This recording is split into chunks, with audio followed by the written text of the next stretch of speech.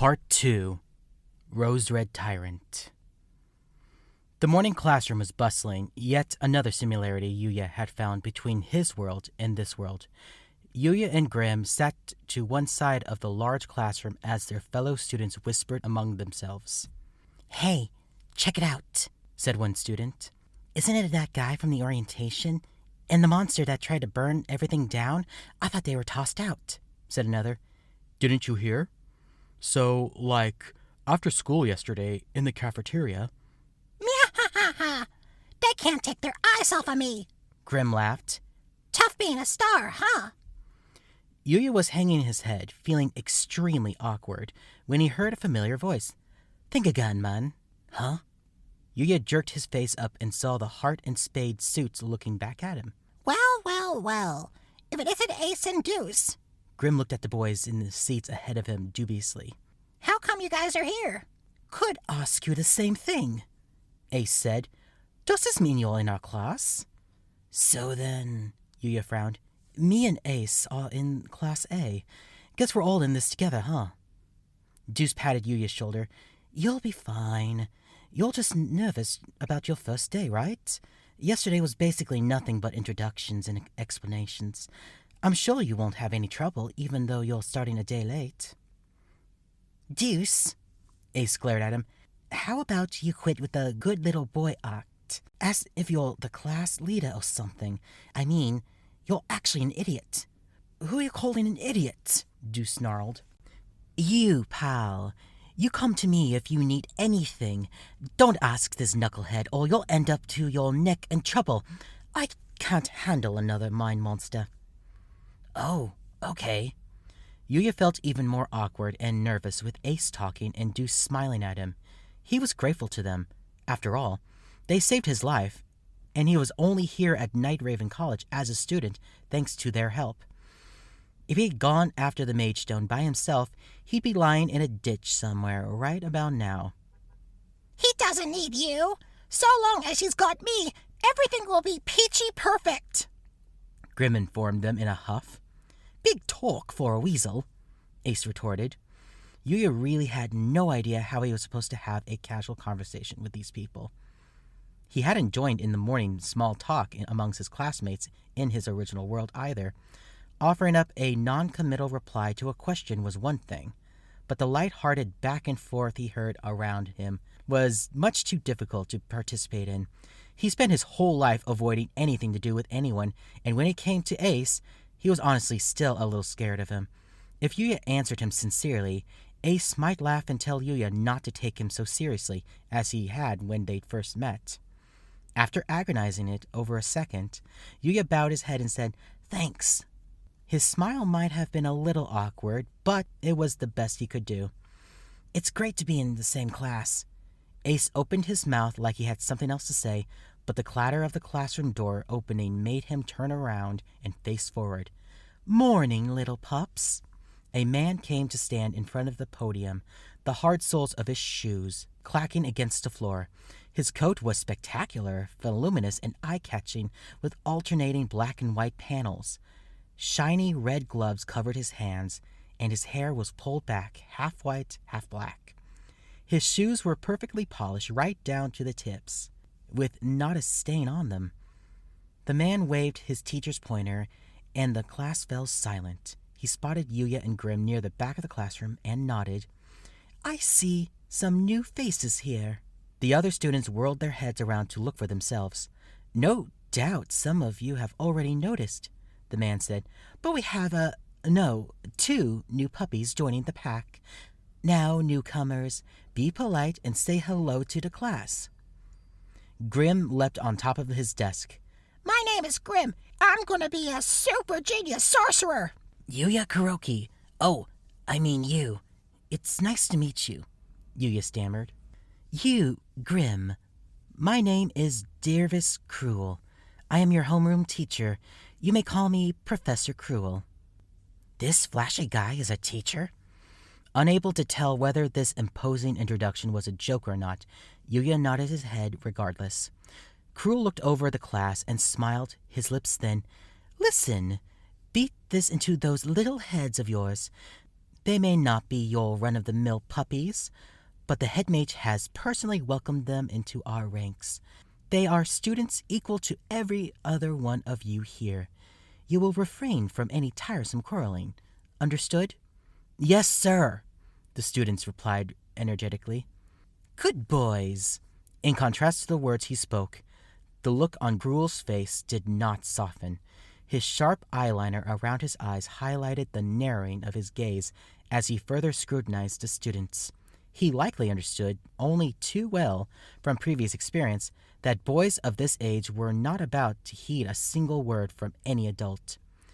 The eyes around Yuya were powerfully curious and inquisitive, focusing on him in the same way a pack of dogs with nothing to do might look at a mouse released into their midst.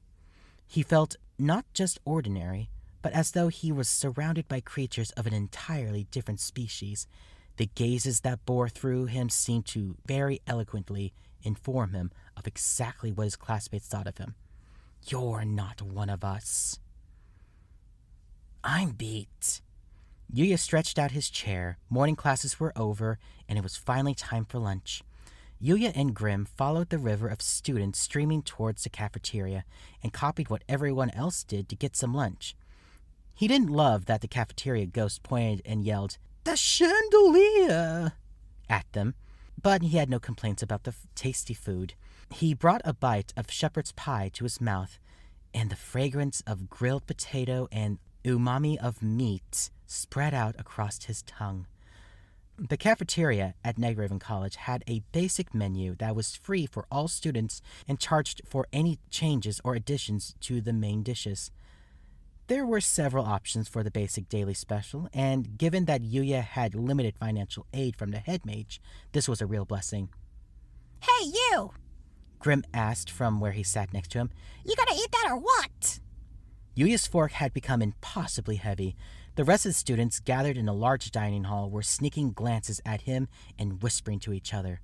He didn't have to strain his ears to know what they were saying. Potionology that morning had been a disaster. He hadn't understood 90% of the words coming out of Cruel's mouth. The textbook's table of contents listed plants, fungi, and medicinal herbs, and he felt like the curriculum was similar to that of a science subject he had previously taken, like biology. Most of the names were totally unfamiliar to him, however, and while he had been able to read the words on the page, he had no idea what they meant. The class was also quite advanced. After a cursory reading, he kept encountering one impossible thing after another. Things he knew did not exist in his own word. A plant that shrieks when pulled out by the root. A transparent mushroom that only grows in places with high magic concentration. He had been too busy being surprised to do any true learning. The other students didn't know what to do with the baffled and bewildered Yuya. All of them looked at him with fascination, but whenever he turned his head their way, they averted their eyes like bugs scattering.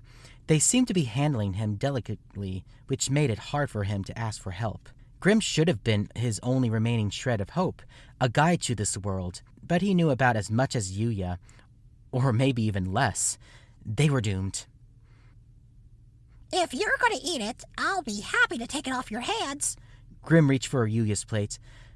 I'm gonna eat it. Yuya yanked his plate back just as someone approached the other side of the table and stopped in front of him. It was Deuce with a tray in his hand. I'm sitting, he announced. Oh, Yuya nodded. Sure, go ahead. Deuce sat down in the chair opposite of him and picked up his fork. Phew, this place is packed. I was worried I wouldn't be able to find a seat. Yuya looked to his left and his right. Empty chairs on both sides. Students filled the cafeteria, yet the area around Yuya and Grim was pointedly deserted. It was almost funny how desperately everyone was avoiding them. So, like it doesn't bother you? Yuya asked timidly. Rather than murmurs subsiding with Deuce's arrival at their table, they only grew louder, with the majority of spectators now wondering who Deuce was. Doesn't what bother me? Deuce looked up at him curiously, his cheeks stuffed with food. What? I mean... Yuya looked around the hall pointedly. Deuce followed Yuya's gaze, apparently only just now noticing the commotion. He finally nodded. Oh, those guys? Now that you mention it, they do keep looking over here, huh? Nah, I don't really care. He was fairly relaxed, almost an entirely different person from the boy panicking over his magic before, and he barely registered the goings-on around them. This was no doubt the real Deuce. It wasn't so much maturity as it was an unusual amount of nerve. Yuya's concern that Deuce might be bothered by any of this appeared to be entirely unwarranted. You really take all this stuff in stride, huh? Yuya said. I'm impressed. You think? I'm just regular, though. Deuce said nonchalantly as he cut a large chunk of the pie on his plate and brought it to his mouth. He chewed with his mouth open, devouring the pie with obvious gusto, as if competing with Grimm. It would be so much easier if Yuya could be like that, too. Life would be so much more manageable if he could simply not care what other people thought, the way Deuce did. He took a sip of water to wash down the pie, just thinking about the afternoon classes that lay ahead. He was so jealous of Deuce's and Grimm's boldness that he could hardly stand it. Yuya collapsed onto the bed at Ramshackle Dorm after he had mustered up the last of his strength to take a shower. He had reached his limit. I don't want to do anything else today. The afternoon's flight class had been for practicing flying on a broom, which the magicless Yuya could not participate in.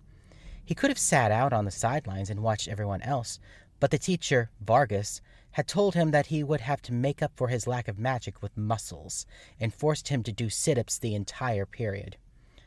Vargas was a very muscular man and looked very much the part of gym teacher. His tightly coiffed hair and goatee were very dashing. Check out these pecs. He struck a pose to show off his chest, and his red track jacket threatened to split from his flexed muscles. Folks are obsessed with me because, as you can see, I am jacked. Build those muscles, kid. They'll get rid of everything that ails you. He told Yuya he would come up with a special training regimen just for him before the next flight class. Yuya was grateful for his consideration, but he'd been so out of breath he hadn't been able to respond. It wasn't just his brain that was overwhelmed anymore. His body was also weak with exhaustion. I ain't moving from this spot, Grimm groaned. Yuya had only watched a class, but the whole flying thing had looked pretty hard, too. Grimm had bounced up and fallen from his broom more than once, and now he was stretched out in the bed, just as wiped out as Yuya was. While they were at school, the ghost had put together a bed for them. The mattress was new, and the scent of laundry detergent wafted from the white sheets. It was big enough for him and Grimm, with room to spare. He couldn't have asked for a better present to celebrate their admission to the school. First period tomorrow's History of Magic, Yuya said. Ha! Grimm sighed. I want a class where I can show off my amazing magic. I don't care what the class is, so long as it's easy. But history, he could easily picture how difficult the class was going to be for him, considering he had come from an entirely different world. No doubt he'd be just as exhausted again tomorrow night. Was he going to have to live like this forever from this point on? Feeling like he had nowhere to go, no purpose, no home to return to, and just aimlessly wandering through life? The more he thought about it, the gloomier he became. Let's just go to sleep. Good night, Grimm.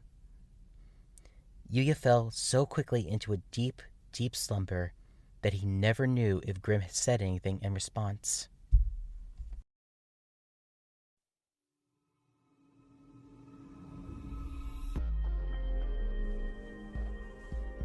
Cards.